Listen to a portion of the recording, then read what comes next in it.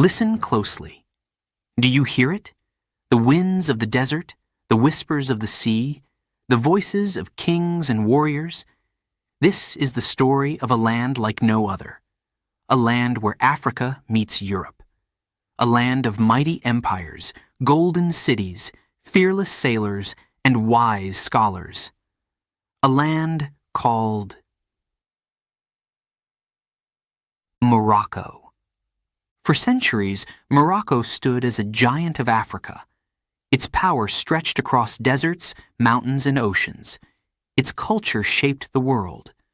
But many have forgotten this great story, until now. Get ready. We are about to travel through time. We will meet the rulers, explorers, and dreamers who built the Moroccan Empire. Are you ready to begin? Let's go. Chapter 1. The Land of Morocco. Morocco is where Africa meets Europe. Look at the map. You will see it at the very top of Africa. The blue waves of the Atlantic Ocean crash on its western shore. The calm waters of the Mediterranean Sea touch its north. To the east and south lies the vast, golden Sahara Desert.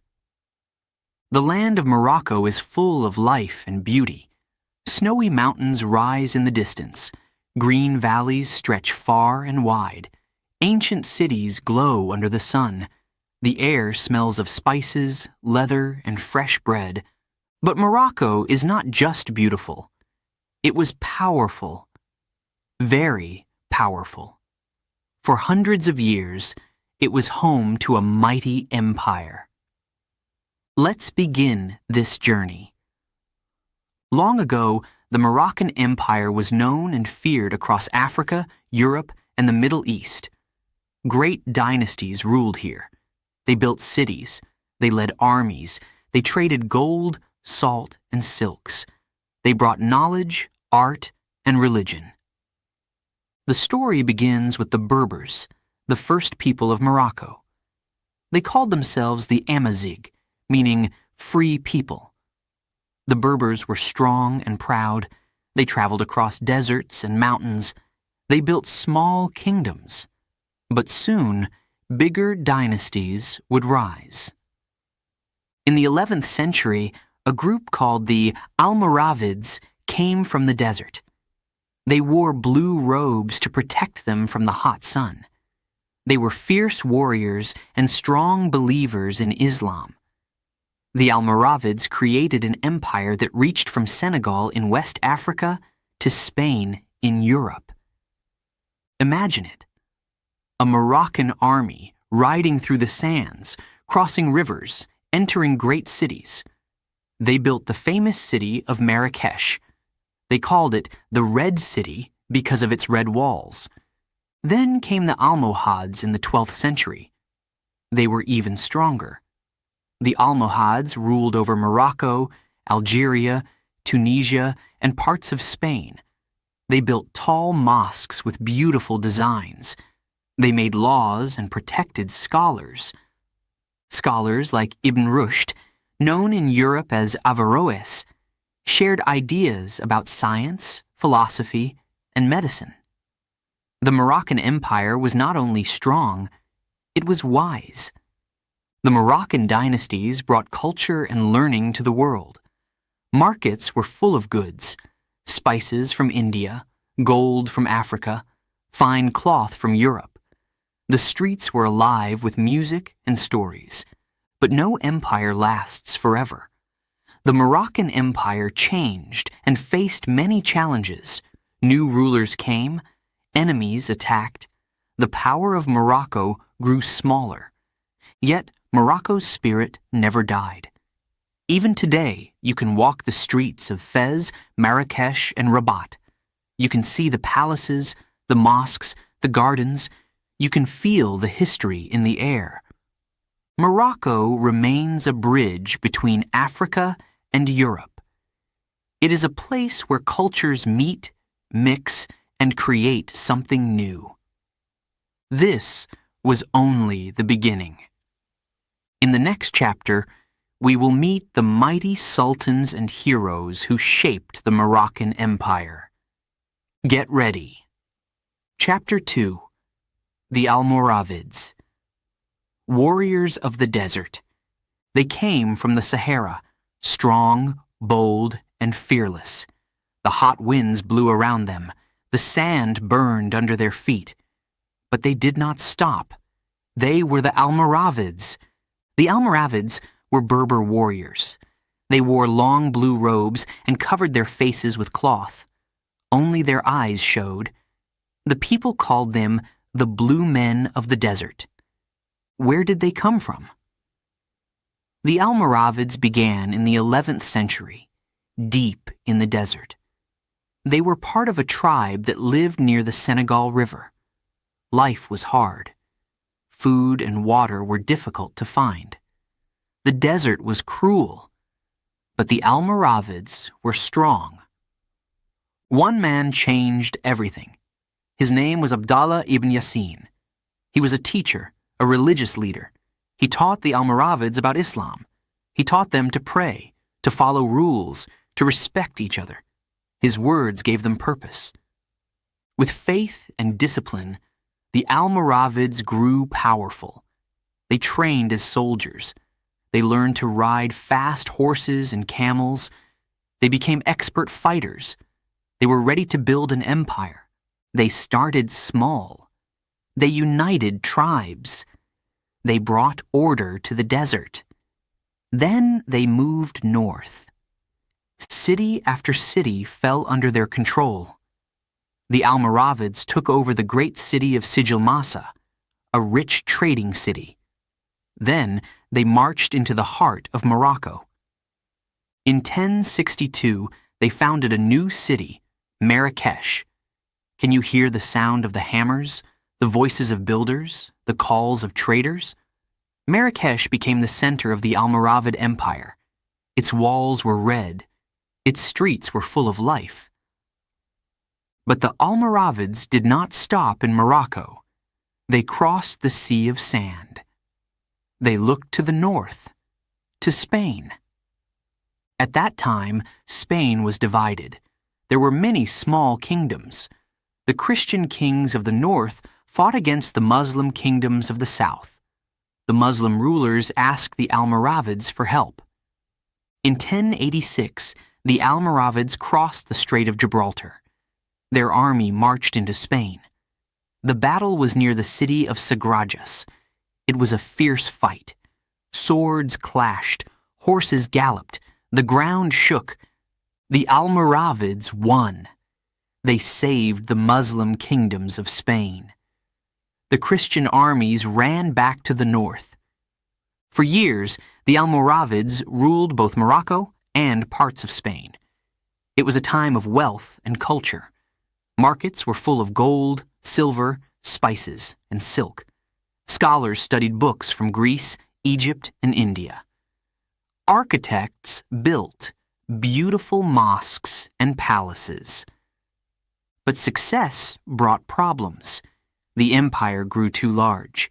It became difficult to control. New enemies appeared. One group, the Almohads, rose up and fought against the Almoravids. By the mid-12th century, the Almoravid Empire fell. Their time had ended. Yet the story of the Almoravids still inspires us today. They showed courage in the face of the desert. They built the first Moroccan empire. They crossed 2 continents and made history. Walk the streets of Marrakesh today. Look at the red walls. Visit the old mosques. The spirit of the Almoravids lives on. In the next chapter, we will meet the Almohads, a new force, even stronger, ready to take Morocco to greater heights. Chapter 3. The Almohads, builders of empire. The Almoravids were gone, but Morocco's story was far from over. A new power was rising, stronger, wiser, more ambitious. They were the Almohads. The Almohads began in the high Atlas Mountains. The cold winds blew across the peaks. The people there were tough and proud. They followed a leader named Ibn Tumart. He was not a king or a warrior. He was a teacher, a man of faith. Ibn Tumart believed the people had lost their way. He wanted to bring them back to true Islam. His followers called themselves Almohads, meaning the ones who believe in one God. The Almohads grew in number. They trained hard. They prepared for battle. They had one dream: to unite Morocco and build a better world. In 1147, the Almohads marched on Marrakesh. The city was full of red walls and busy markets, but the Almoravid rulers were weak. The Almohads attacked. The battle was fierce. At last, the Almohads won. The Almohads now ruled Morocco, but they did not stop there. They crossed into Algeria, Tunisia, and Libya. Then they looked north, to Spain. At that time, Muslim kingdoms in Spain were weak. Christian armies from the north were taking city after city. The Muslim rulers needed help. The Almohads answered the call.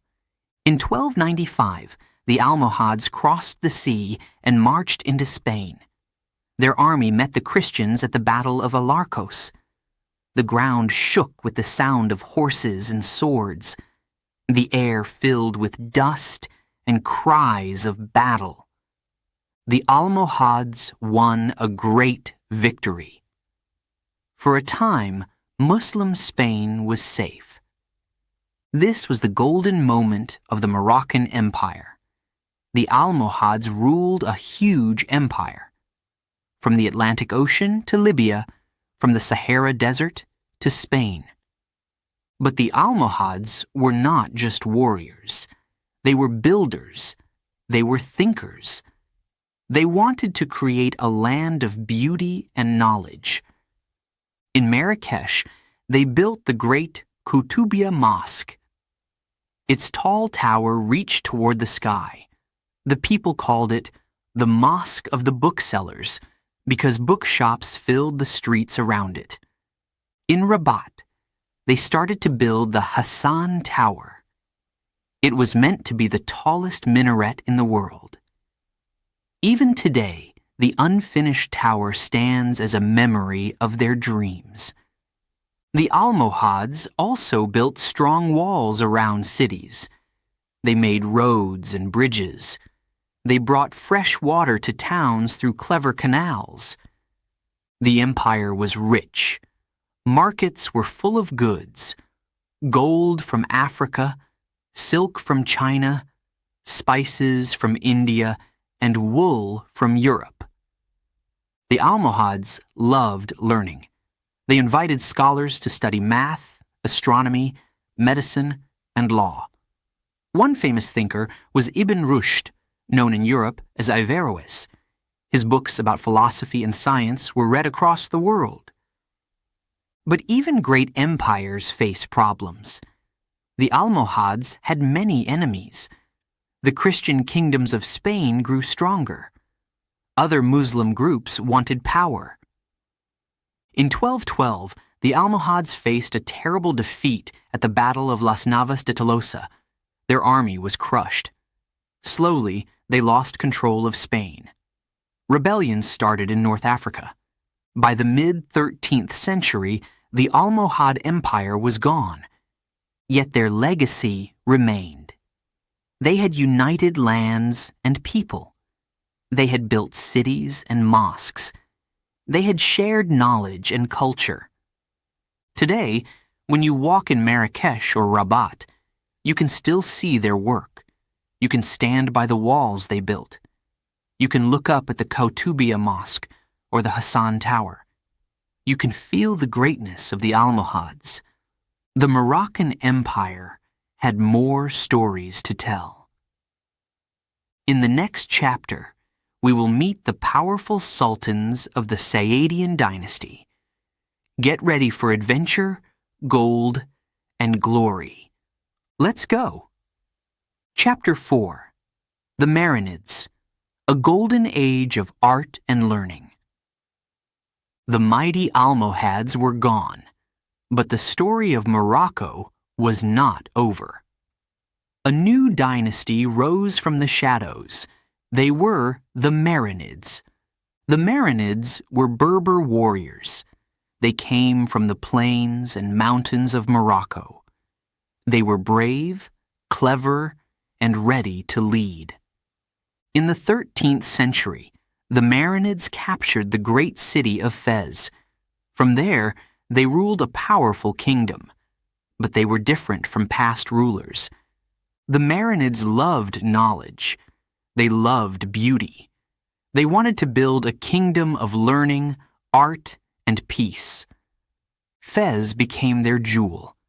The streets of Fez were alive with the sounds of merchants, students, and travelers. The smell of spices filled the air. The walls of the city stood strong under the hot sun. The Marinids built beautiful mosques. Their walls were covered with colorful tiles. The shapes and patterns amazed the eye. But the Marinids' greatest gift to Morocco was education. They built madrasas, special schools for students. One of the most famous is the WooEnglish madrasa. Its walls are covered in carved wood and shiny tiles. The fountains sparkle in the sunlight. Students from all over the Muslim world came to learn in Fez. They studied the Quran. They studied math, science, law, and medicine. They studied poetry and history. Fez became a center of knowledge, one of the greatest in the world. Travelers came from Spain, Egypt, Africa, and Europe to see the wonders of Fez. The Marinids also helped the poor. They built fountains to give people fresh water. They built markets and bathhouses. They brought peace to the streets.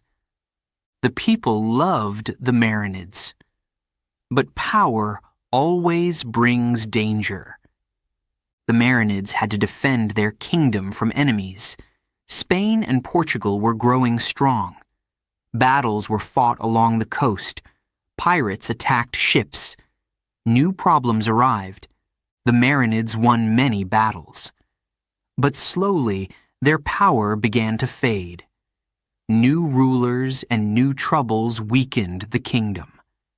By the 15th century, the Marinid dynasty ended. But the legacy of the Marinids never died. Today, you can walk the streets of Fez and see their work. You can visit the WooEnglish madrasa. You can see the beautiful gates and walls they built. You can feel the spirit of art, learning, and culture they left behind. The Marinids gave Morocco a golden age of knowledge. They showed the world that wisdom is as powerful as any sword. But the story of the Moroccan Empire is not finished. In the next chapter, we will meet the Saadians, the rulers of gold, glory, and great battles. Chapter 5. The Saadian Dynasty and the Battle of the Three Kings. The Marinids were gone, but Morocco was ready for new heroes. The 1500s brought a new dynasty, the Saadians. The Saadians were proud warriors from the south of Morocco. They said they were descendants of the Prophet Muhammad. The people believed in them. They believed the Saadians could bring back glory. The Saadians rose at a dangerous time. Spain and Portugal were growing powerful. European ships sailed along the Moroccan coast. They attacked cities. They built forts. But the Saadians were not afraid. One great leader of the Saadians was Sultan Ahmad al-Mansur. But before his time, another powerful Saadian ruler changed history. His name was Sultan Abd al-Malik. In 1578, Morocco faced its biggest threat. Portugal wanted to control Morocco. King Sebastian of Portugal brought a huge army across the sea. He was young, brave, and full of ambition. But he made a mistake. The Moroccan army waited. Sultan Abd al-Malik led the Moroccans. He was wise and experienced. The two armies met near the town of Ksar el-Kabir. It was hot. The ground was dry and dusty. Both sides were ready to fight. This moment became famous as the Battle of the Three Kings. Why the name? 3 kings would lead, and 3 kings would fall. The Portuguese army was large. They had knights, horses, and cannons. The Moroccans had strong warriors, archers, and clever tactics. The battle began. Swords clashed, horses charged. The noise was loud and terrifying. The sky turned dark with dust. Men shouted and flags waved. But the Moroccans stayed calm. They surrounded the Portuguese forces. A surprise happened. Sultan Abd al-Malik died during the battle. Some say he was sick. Some say he was poisoned. But he had trained his army well. The Moroccans kept fighting. The Portuguese king, Sebastian, also died in the chaos. A third king, the former Moroccan ruler al-Mutawakkil, who had helped the Portuguese, also died. 3 kings, all gone. The Moroccans won a huge victory. The Portuguese army was destroyed. Thousands of soldiers were taken prisoner. It was one of the greatest victories in African history. The news shocked Europe. Portugal never tried to conquer Morocco again. After the battle, Ahmad al-Mansur became sultan. He was called al-Mansur the Victorious. Under his rule, Morocco became rich and powerful again. Ahmad al-Mansur built the famous El Badi Palace in Marrakesh. It had gold, marble, fountains, and gardens. Visitors said it looked like paradise. The Saadians traded gold, salt, sugar, and spices. They also sent an army deep into Africa to conquer Timbuktu and Gao. These were rich cities of learning and trade. The Saadian Empire reached its greatest size under Ahmad al-Mansur. But after his death in 1603, the Saadians began to weaken. Family fights and outside enemies made the kingdom smaller and weaker. By the end of the 1600s, the Saadian dynasty was gone. Yet, the memory of the Saadians remains strong. The El Badi Palace, now in ruins, still stands in Marrakesh. The Saadian tombs, hidden for centuries, show the beauty of their art and love for their people. The Battle of the Three Kings showed the world the strength and courage of Morocco. But the story of Morocco's empire was not yet over. In the next chapter, we will meet the Alawites. They still rule Morocco today. Are you ready? Let's continue. Chapter 6. Morocco and Al-Andalus, the shared history.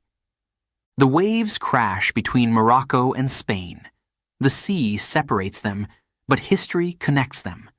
For centuries, Morocco and Al-Andalus were like two brothers with one heart. What is Al-Andalus? Long ago, Al-Andalus was the name of Muslim Spain.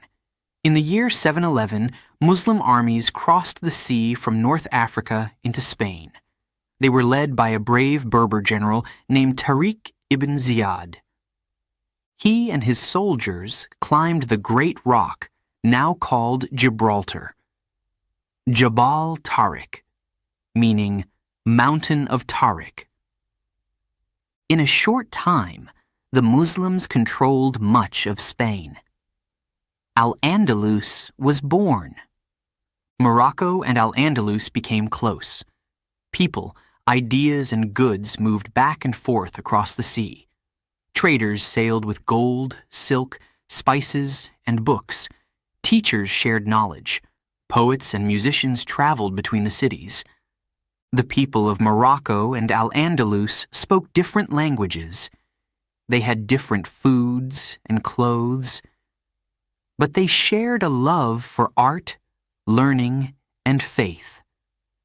The cities of Al-Andalus were full of wonders. Córdoba had streets lit by lamps.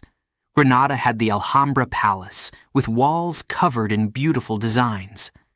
Seville had tall towers and busy markets. Moroccan dynasties played a big role in Al-Andalus.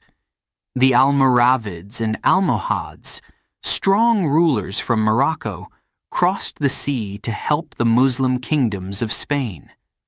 They fought battles to protect Al-Andalus from the Christian kingdoms of the north.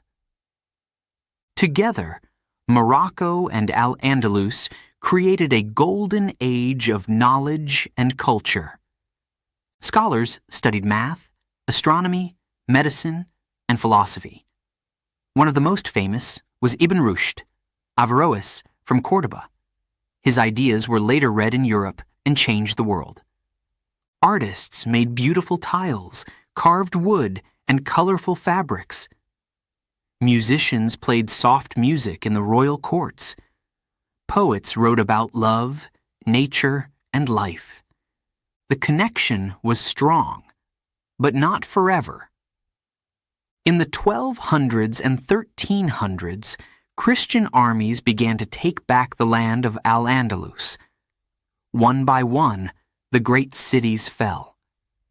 Many Muslims and Jews fled across the sea to Morocco. They brought their knowledge, skills, and culture with them. The last Muslim kingdom in Spain, Granada, fell in 1492. It was the end of Al-Andalus. But the spirit of Al-Andalus lived on in Morocco. The refugees built homes, schools, and mosques in Moroccan cities like Fez, Tetuan, and Chefchaouen. They continued their music, art, and traditions. Even today, you can feel the connection. In Morocco, you can hear Andalusian music. You can taste foods from Spain. You can see buildings with the same shapes and designs. Morocco and Al-Andalus shared more than land. They shared a dream of a world where different cultures and religions lived side by side. A world where knowledge and beauty mattered more than war. This shared history made Morocco richer, stronger, and more unique. The Moroccan Empire stood tall, but its story was not finished. In the next chapter, we will meet the Alawite dynasty, the rulers of modern Morocco. Are you ready? Let's go on. Chapter 7. The Alawite dynasty, the strength of royal blood. The great dynasties of Morocco had come and gone, but the story was not over. A new family rose to power in the 1600s. They were the Alawites. The Alawites came from the south of Morocco, near the oasis city of Tafilalt. The people believed they were special. They believed the Alawites were descendants of the Prophet Muhammad. This gave them great respect. The people wanted a strong leader. The country had suffered years of wars and chaos. Cities were poor, roads were unsafe, enemies waited at the borders. The Alawites brought hope. In 1666, Moulay al-Rashid became the first Alawite sultan of all Morocco. He was brave, smart, and fair. He united the country. He brought back order and peace. After him, his brother Moulay Ismail became sultan. Moulay Ismail ruled for 55 years. That is longer than almost any ruler in Moroccan history. Moulay Ismail was strong and strict. He built a powerful army called the Black Guard. They protected the land and kept the peace. He built a new capital city at Meknes. It had strong walls, grand gates, beautiful gardens, and palaces with golden decorations. Visitors called it the Versailles of Morocco. The Alawites stopped European invasions. They kept the ports safe from pirates. They opened markets for trade. Gold, silver, spices, and fabrics filled the streets. But they also cared about the people. They repaired roads. They built schools and mosques. They protected farmers and merchants. The Alawite rulers were not perfect. There were hard times, too. Some sultans faced revolts. There were battles inside the country. But the dynasty survived. In the 19th and early 20th centuries, Morocco faced new dangers. European countries like France and Spain wanted to control Morocco. The Alawite sultans tried to protect their independence, but in 1912, Morocco became a protectorate of France. It was a sad time. The sultan stayed, but real power belonged to the French government. The people of Morocco never gave up. They fought for their freedom. They protested. They demanded independence.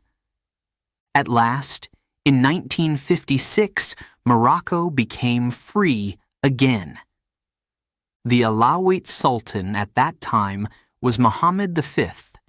He became a hero. The people loved him. He brought the nation back together. His son, Hassan II, ruled after him. Hassan II modernized the country. He built new roads, schools, and businesses. Today, the Alawite dynasty still rules Morocco. The king now is Mohammed VI, the grandson of Mohammed V. King Mohammed VI works to improve the lives of Moroccans. He has built hospitals and schools. He supports women's rights. He works to protect the environment. The Alawite dynasty has lasted for over 350 years. It has given Morocco peace, strength, and stability. Walk the streets of Meknes or visit the royal palace in Rabat. You can feel the power and history of the Alawites. The Moroccan Empire may have changed, but its heart still beats strong. The story of Morocco is a story of courage, wisdom, and beauty. Thank you for joining this journey through time. Morocco, the forgotten giant of Africa, will never be forgotten again. Chapter 8: Morocco and the Sea, Pirates and Trade Power. The mountains stood tall, the desert stretched wide, but Morocco's power also came from the sea. For centuries, Moroccan ships ruled the waves. They sailed the blue waters of the Atlantic Ocean and the Mediterranean Sea. The Moroccan coast was full of busy ports. Cities like Tangier, Rabat, and Saleh were centers of trade and adventure. Merchants loaded their ships with goods: gold, spices, silk, wool, sugar, and salt. Moroccan traders traveled to Europe, West Africa, and the Middle East.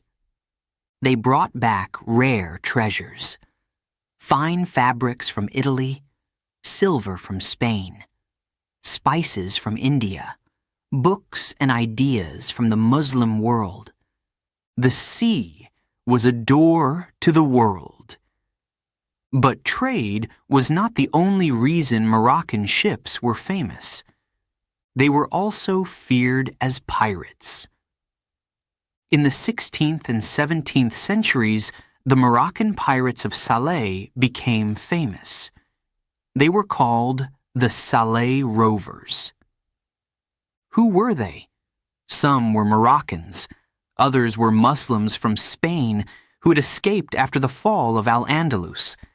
They knew the sea. They knew how to fight.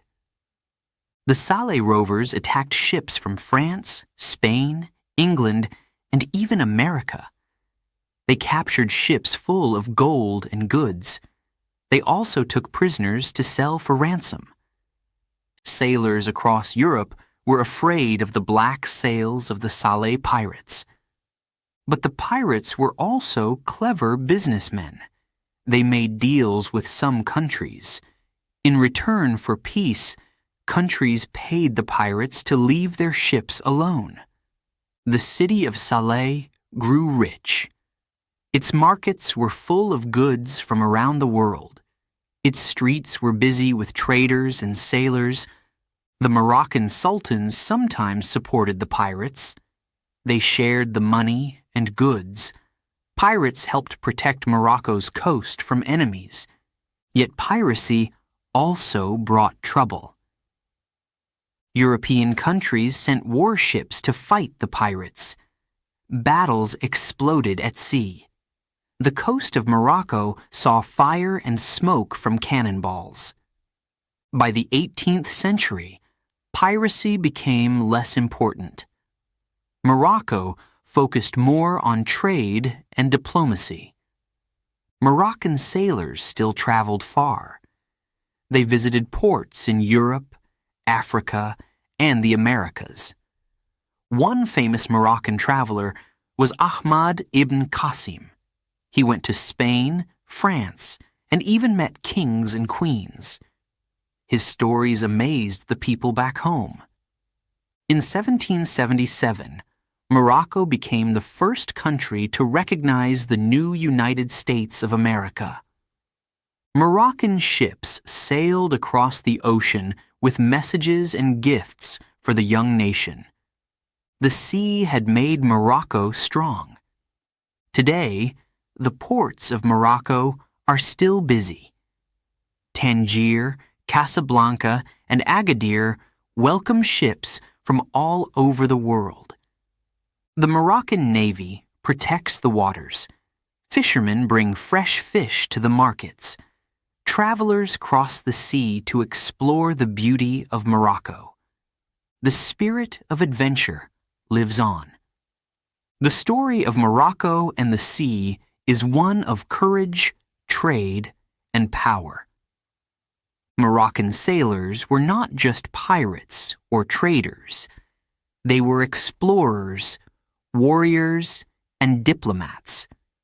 They helped make Morocco the forgotten giant of Africa. But now, Morocco's place in history is remembered. Thank you for sailing through time with us. The journey of the Moroccan Empire may end here, but the waves of its story will never stop. Are you ready for more adventures? The Sea is Calling. Chapter 9. The Role of Morocco in Trans-Saharan Trade. The hot sun blazed in the sky. The golden sand stretched far and wide. The Sahara Desert looked empty, but it was full of life and riches. For centuries, Morocco controlled the trade routes across the Sahara. These routes brought gold, salt, spices, and more. How did they do it? The answer is simple. Camels. The camel was called the ship of the desert. Camels could walk for days without water. They carried heavy loads across the burning sands. They made trade between Morocco and West Africa possible. Caravans of camels moved slowly across the desert. Sometimes hundreds of camels walked in a line. Merchants led them under the hot sun and the bright stars at night. The journey was dangerous. Sandstorms could blind travelers. Thieves and wild animals attacked. But the rewards were great. From West Africa, traders brought gold. Lots of gold. Gold from places like Timbuktu and Gao. Gold that would make Morocco rich. In return, Morocco sent salt from mines in the north. Salt was very valuable. In some places, salt was worth as much as gold. Morocco also traded copper, cloth, weapons, books, and glass. Slaves were sadly part of the trade too, taken from war and raids. The cities of Morocco became rich and powerful. Fez, Marrakesh, Sijilmassa, and Tagaza were famous for their markets. Merchants shouted their prices. Buyers came from Africa, Europe, and the Middle East. The markets smelled of spices, cinnamon, pepper, and saffron. Bright fabrics waved in the wind. The sounds of drums and music filled the air. The Moroccan rulers knew the power of trade. The Almoravids and Almohads protected the trade routes. They built forts and wells. They made laws so merchants could travel safely.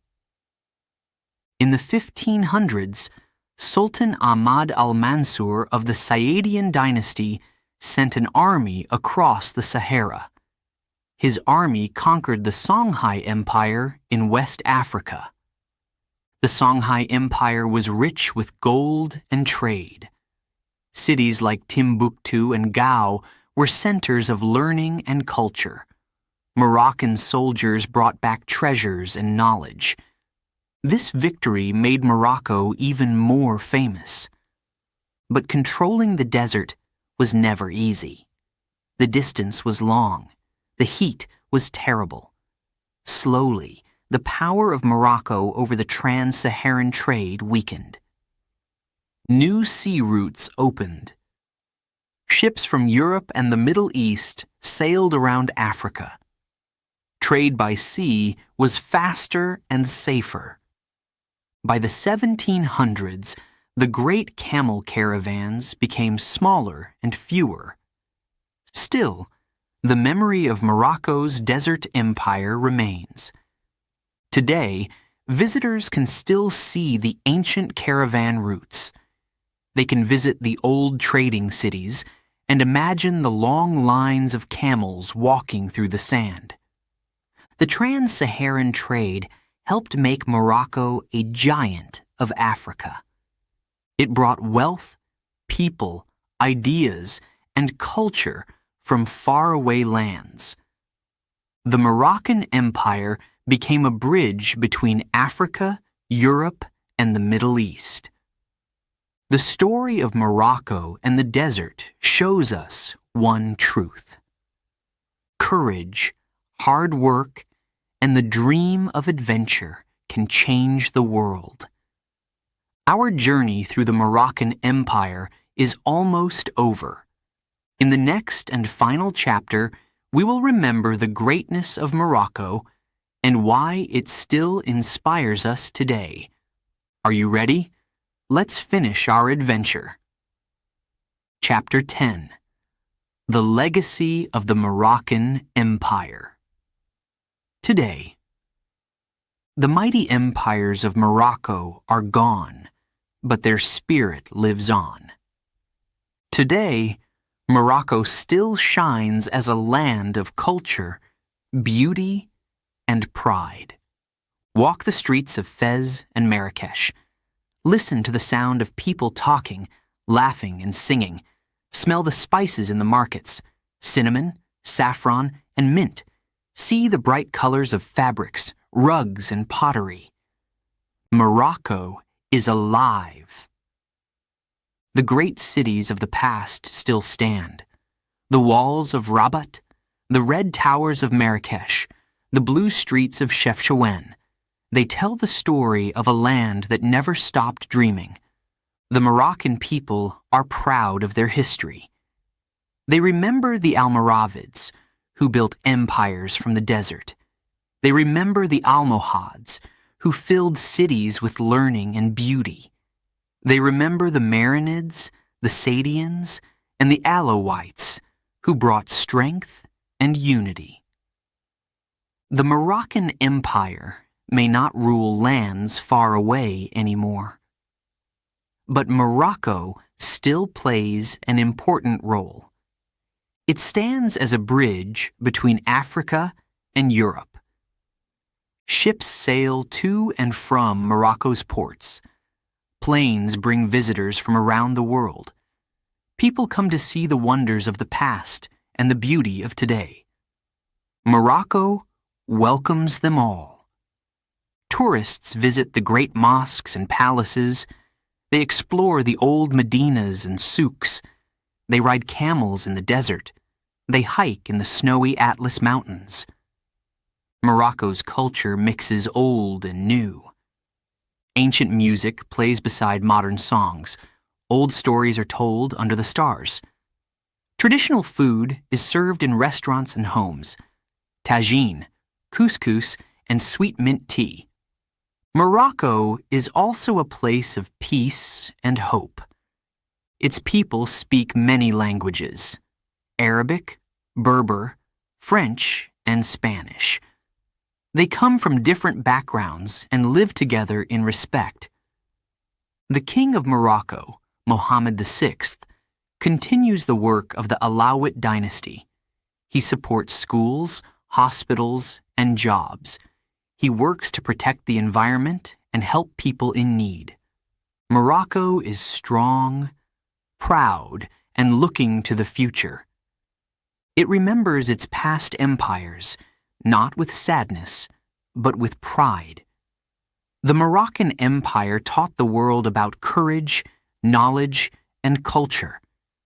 The empire showed that power is not just armies and gold, but also art, ideas, and people working together. The winds of the Sahara still blow. The waves still crash against the shore. The stars still shine over the mountains and deserts of Morocco. The forgotten giant of Africa has found its place again, and its story will continue. Thank you for joining us on this journey through time. You have walked the sands of the Sahara. You have sailed with Moroccan pirates. You have stood in the grand cities of kings. This is Morocco. This is the legacy of the Moroccan Empire. The adventure never ends.